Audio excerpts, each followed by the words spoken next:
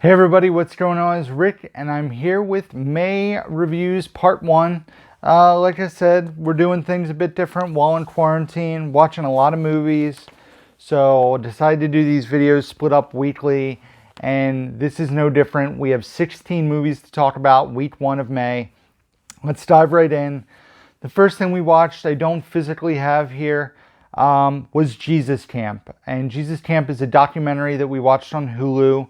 One of Bridget's favorite documentaries, and it's basically about evangelical Christians and a summer camp for them and what they're being taught in their home life and how they're homeschooled. And it is a wild watch if you guys haven't seen it. I'm not going to try to go into too much detail, and I'm not going to try to give too much opinion on this because it is about a religion. It's about beliefs people have. But some of the stuff that's being taught and, the aftermath of the documentary is pretty wild. If you do some research about, some of the people involved in the film and what happened after the filming of the movie, it is pretty crazy. But basically it shows that them being homeschooled and going to this church and going to summer camp, how the youth is being kind of controlled in certain homes. And it's really crazy to watch what they're being taught, and it's shocking to watch what's going on. And I give it a 3.5 out of 5. It was a great watch. I mean, it was something else. So, Jesus Camp, if it sounds like something to be into, is definitely worth the watch. The next thing we watched was on Netflix. If you guys listen to the Mega Podtastic podcast, I actually did an episode of that recently with Crazy Joe himself, Mega Podtastic, and Jacob J2H, and I'll put a link down below to that podcast. And that was Extraction on Netflix. And I went into this movie with little expectations. I saw the trailer, wasn't really interested in it. The only reason I honestly watched it was because it was being discussed on the podcast. Me wanting to be a good guest, decided to watch it. And so there's a scene in the first half an hour of the film that takes place. It's the absolute highlight of the rest of the movie. It is the standout scene in the film. It's basically like a 12-minute third-person video game scene that involves an action scene through like hallways. It involves a car chase. It is so well done and it looks fantastic. But after that, the movie meanders. The third act was okay. David Harbour's in the movie. He shows up, and then there's an action scene at the end. It's watchable. The movie's very violent, which doesn't bother me, but for some people it might. It was written by one of the Russo brothers, and the director's a first-time director who was a stunt coordinator and definitely has promise, especially with how he creates his action scenes. But the movie just felt mediocre to me, and I give it a 2 out of 5.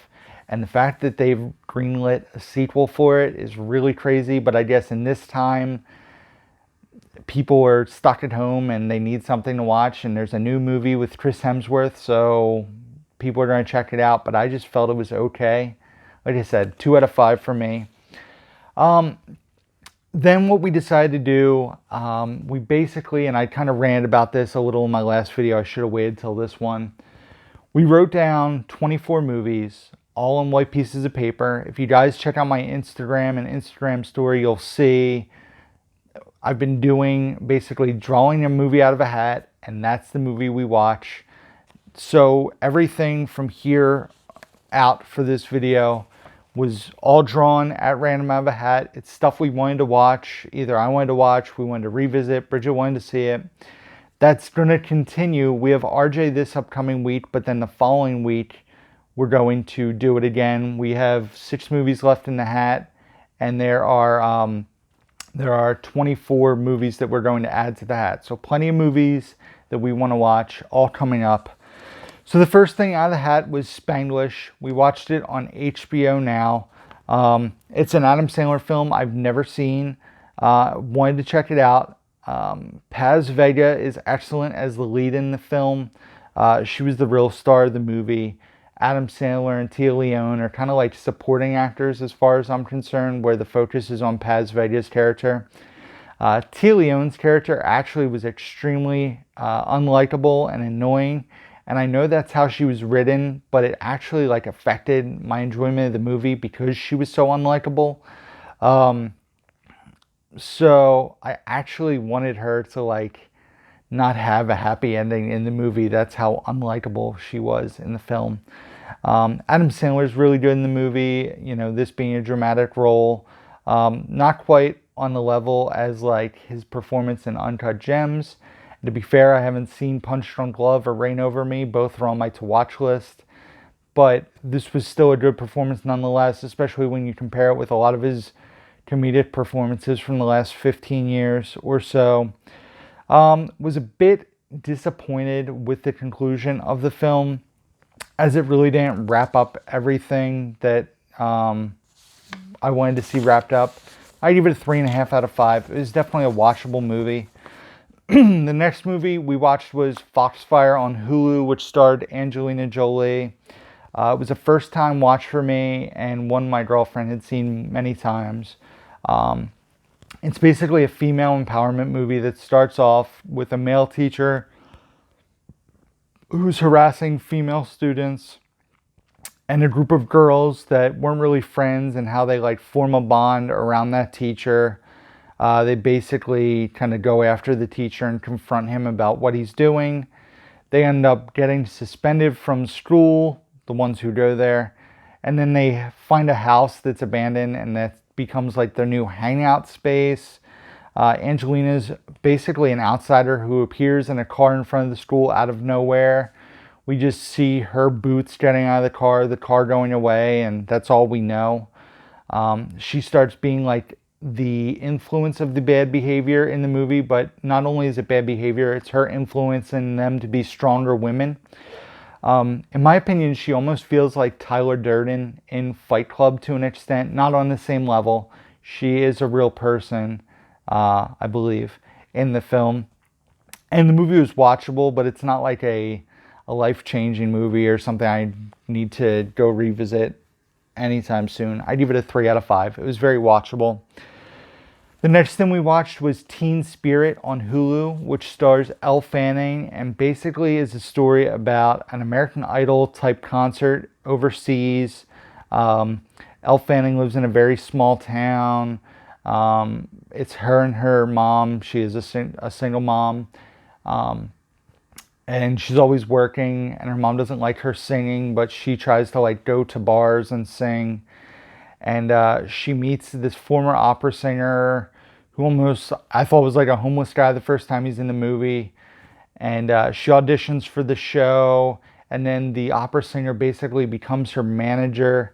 And it's about the voyage or the journey that they experience.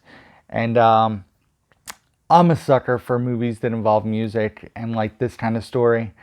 But this isn't on the same level as like a lot of those movies. It's not on the same level as Sing Street or, Stars Born or anything like that. It was watchable. I give it a 3 out of 5. Not fantastic. And then finally, we watched something on physical media, and that is Eyes Wide Shut, which is a first-time watch for both of us. Stanley Kubrick's last movie, which stars Tom Cruise and Nicole Kidman. And this movie actually stuck with me for a few days after watching it, which is a good sign. And I was trying to determine exactly what it was about. We watched a few YouTube videos about what it could be about. Was it about fantasies and dreams? Was it really going on? Was it a couple with an off relationship that still cares for each other? The way the movie is pieced together, it's like 2.5 hours, 2 hours and 40 minutes.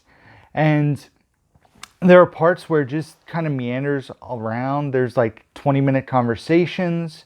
And then there's just these weird experiences, especially Tom Cruise in a few nights just goes out on his own and just comes across very weird situations, which A, I don't want to get into for spoilers, and B, I can't talk about a lot of it. There's a massive scene that a lot of people talk about that involves masks. You guys probably know what I'm talking about, but that's a big part of this movie. There's lots of like weird fantasy stuffs and Nicole Kidman and her waking up and telling him all about this dream that she had. But it shows a couple and the jealousy and sexuality of the relationship, basically. It makes you wonder about fantasies and dreams, and the whole Eyes Wide Shut, I think, is a way of signifying that the movie, like, are your eyes wide open? Are you asleep? Is this real? You know, Tom Cruise is fantastic in the movie, gives a great performance. Nicole Kidman's great in the movie as well. And this was a movie I was hoping would have some kind of answers at the end. It kind of wraps certain things up, but there's a lot that made you wonder what you watched and what was real and maybe what wasn't.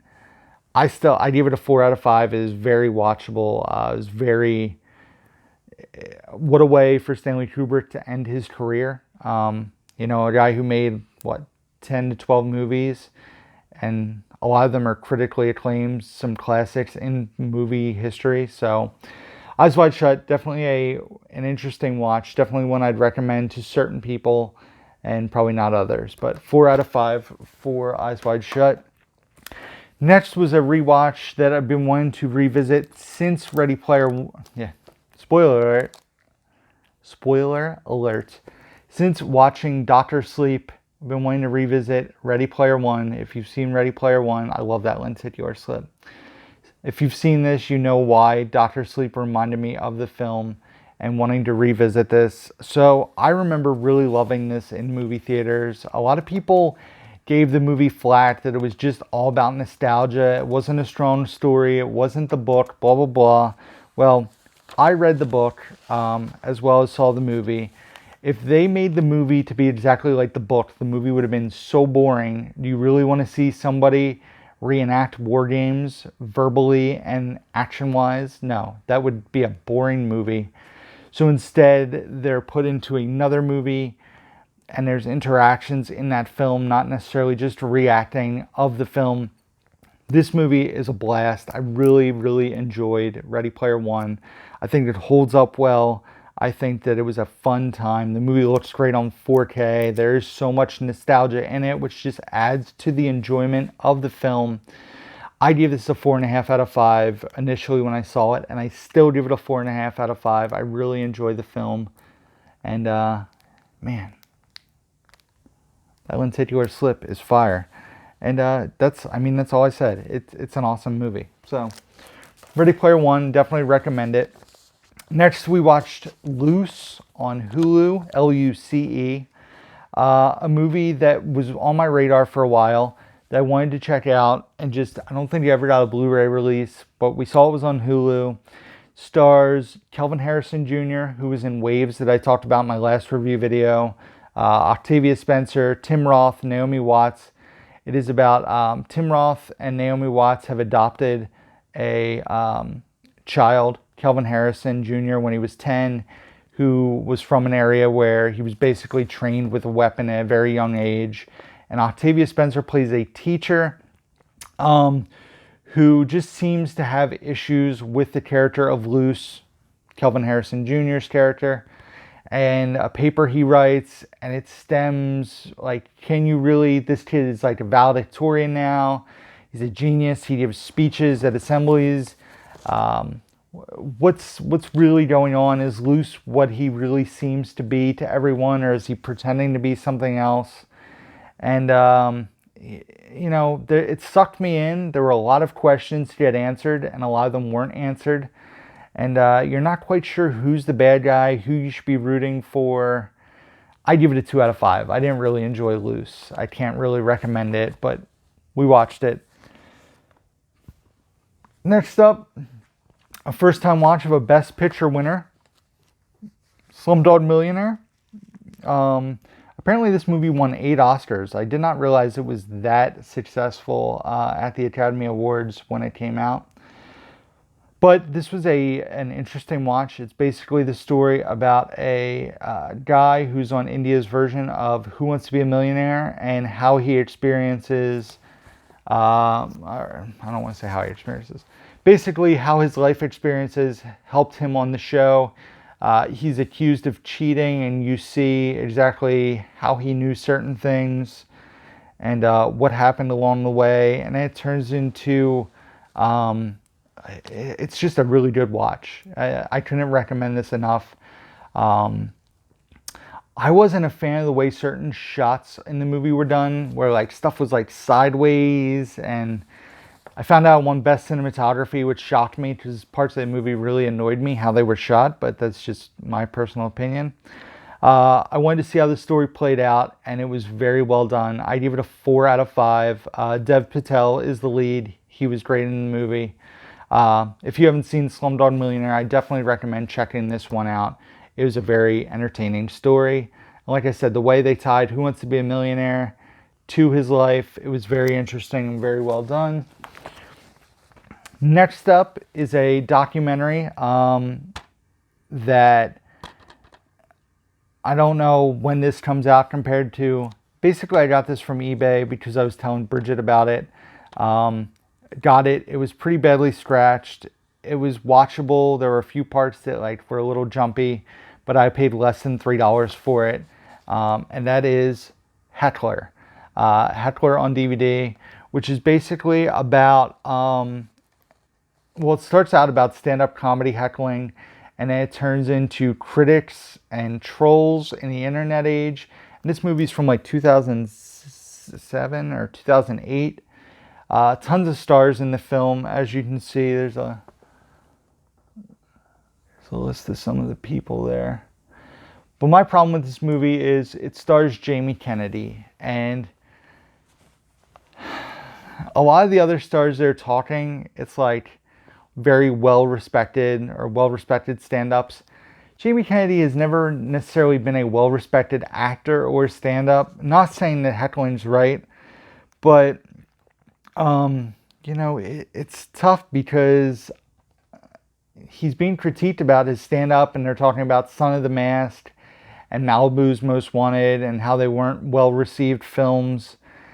And I felt like if it was coming from a different perspective, it would be like a little less eye-rollingly. Like when you're talking to people like Russell Peters and Lewis Black and Craig Ferguson and David Cross, you know, when they talked about being heckled, it's bigger name comedians. But then Jamie Kennedy, it's like, come on, man. Like the jokes you told weren't necessarily funny. And I'm not saying that heckling is good, but it was just tough. The thing I do like that Jamie Kennedy does in this movie is he confronts hecklers from his shows.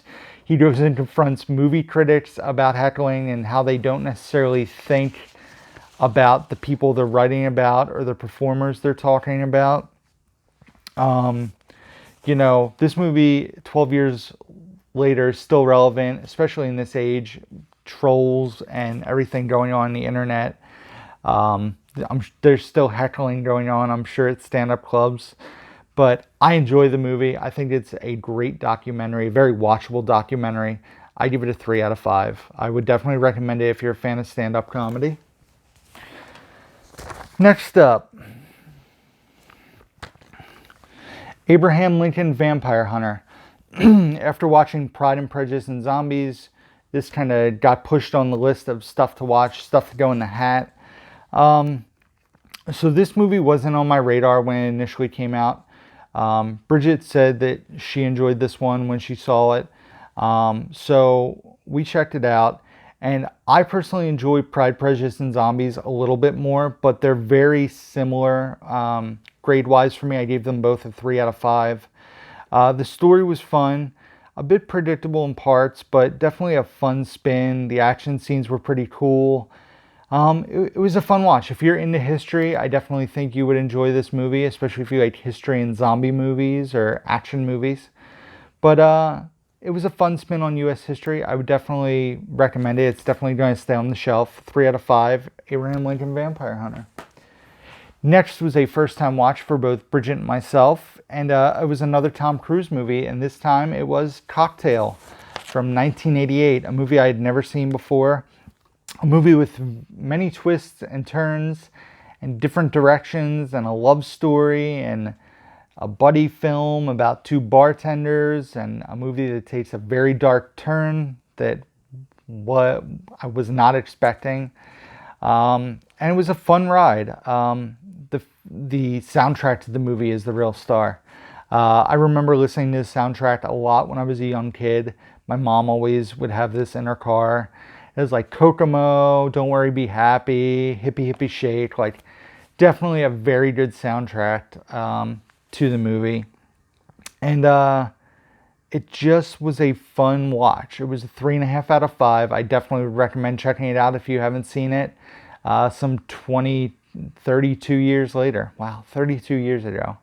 So, Cocktail, check it out. That's it for physical watches, guys. The last 4 movies were all digital or on a streaming service. So the next thing we watched was Changeland on Hulu. Changeland was recommended to me by someone, and I'm sorry, I forget who it was, in a live stream. I remembered that Seth Green wrote, directed, and starred in the movie. I didn't put 2 and 2 together that Changeland was the film. Basically, the story about a man who fears that his marriage is over, and is supposed to take her on a surprise trip, his wife, to Thailand to celebrate an anniversary, but instead invites a friend who's like a world traveler. And basically his friend tries to get him to focus on, is his marriage worth saving? Is it really over? Like, what's going on? And whatever. The cinematography of the film is absolutely stunning. The movie looks fantastic. It's a good buddy film. There's, some familiar faces, which definitely helped. Breckin Meyer plays his best friend. Macaulay Culkin is funny in his role in the movie. Randy Orton from the WWE is also in the film, in a very weird role for him, in my opinion. But just an interesting watch. It's only like 85 minutes on Hulu. I give it a 3 out of 5. Definitely watchable. Next, I'm not really going to talk much about it because I did a separate review video that has already dropped probably like 3 weeks ago when you guys saw this, and that is Guns Akimbo, which was sent to me from Lionsgate to review, and they sent it digitally, and the movie was awesome. I cannot recommend the movie enough. Like I said, a hyper mix between Nerve, Dread, Crank, Scott Pilgrim, Hardcore Henry. I give it a 4 out of 5. Samara Weaving and Daniel Radcliffe. Fun, gory, violent, funny, gritty, profane. Just a fun time. 4 out of 5. Guns Akimbo. Check it out, guys. Next, Captain Fantastic on Hulu. A movie that's been on my radar for quite a while. Finally got to dive into it. Viggo Mortensen was nominated for a Best Actor Oscar for this movie. And he was fantastic as the lead in the film. It's basically about a dad and his 6 kids, all of different age, from like 7 up to college age. The college age son is played by George McKay, who was one of the 2 leads in 1917. And it's like it's a drama. It's basically about there's a dad and 6 kids out in the wilderness. He teaches them, they have survival training, they're learning, they all read books, they're very well spoken, and the mother passes away, and they need to take the journey to visit, to go to a mother's funeral where they're not welcomed. I don't want to go into too much more than that. That's basically just the basis. But the kids were fantastic in the film. The story was well done. A very good movie. I'd say go watch it. I'll probably try to lock it down physically at some point for a good price. Hopefully flea market or yard sales at some point in time. Fingers crossed. I give it a 4 out of 5. I really thought it was a fantastic watch. Captain Fantastic. See what I did there? The last movie we watched in the first week of May, movie number 16, was Where Did You Go, Bernadette on Hulu. A movie that we didn't get a chance to see in theaters. Plus, it wasn't in theaters very long. It wasn't very well received, so we kind of just put it to the back burner. Got lost in the shuffle. It stars Cate Blanchett as Bernadette, a former architect, and her husband, played by Billy Crudup, and their daughter. And basically their story, I don't even want to go into details too much. It wasn't a great movie. I think the daughter in the film was the standout. I definitely think she was the highlight of the movie. I give it a 2.5 out of 5. I really don't have much to say about Where'd You Go, Bernadette. It was okay. The trailers gave a lot of the movie away. So that's it, guys. Thank you for watching. Hopefully you enjoyed this. Subscribe if you do not do so already. Hit the notification bell so you guys know when new videos are dropping. Also, be sure to like this video. Give it a thumbs up if you enjoyed it. Check out the description box down below where you can find links to my Facebook, Instagram, Twitter, Blu-ray.com profile, Letterboxd, where I rate and review all the movies I watch, Amazon wishlist, email address, all that can be found down below. That's it, guys. As always, until next time, who's down to movie?